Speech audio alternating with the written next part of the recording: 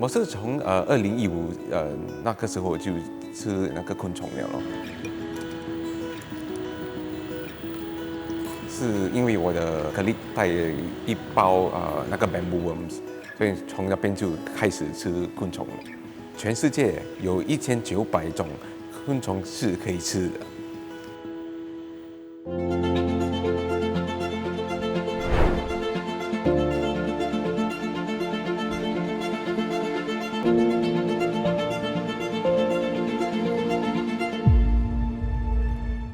我是福茂生，我是一位昆虫典藏管理员。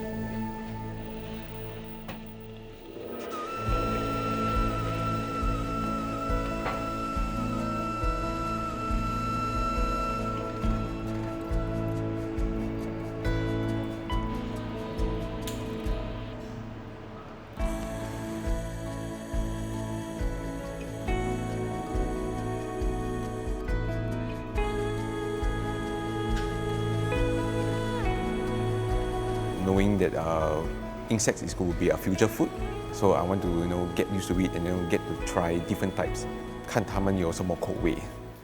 我平常是吃好像有那个 mealworm 还是 bamboo worm， 有时候也是吃那个 cricket 也是。但是有时候比较rare 的instance， 我也跟吃那个 centipede 还是 scorpion。怎样的 rare？ 因为它们比较贵嘛。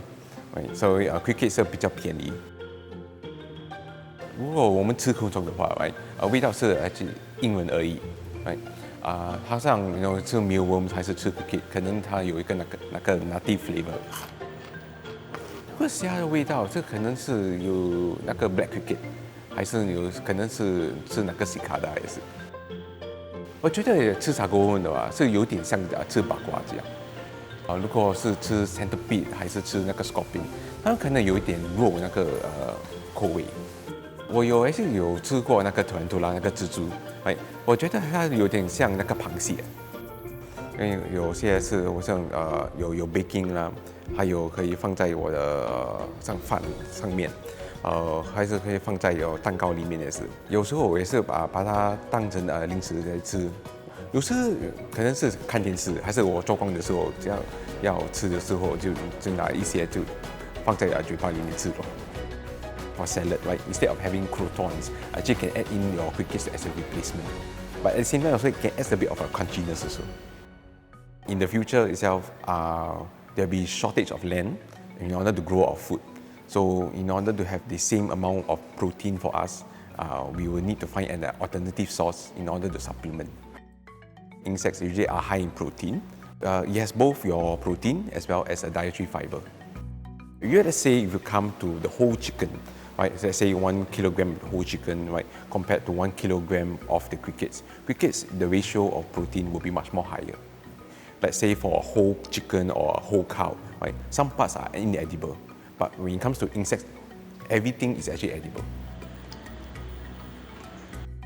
The human population has been increasing, so how can we go about trying to get the same amount of, let's say, protein or carbohydrates from this limited amount of land? So for using insects as one example, right, you can actually get a higher number of protein from a very small amount of land. The turnover rate for them is actually much more higher.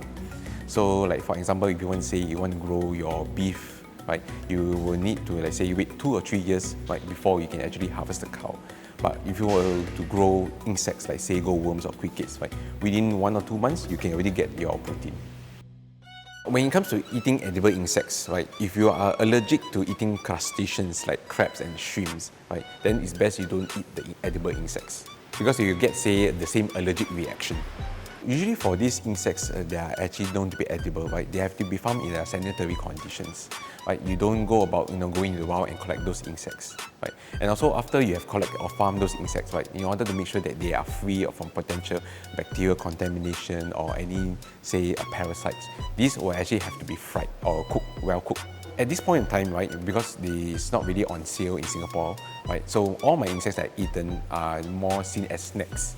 Right? But once it's actually on sale, right, and then I can incorporate into my daily diet, right, I think it will form a good proportion as like my protein intake.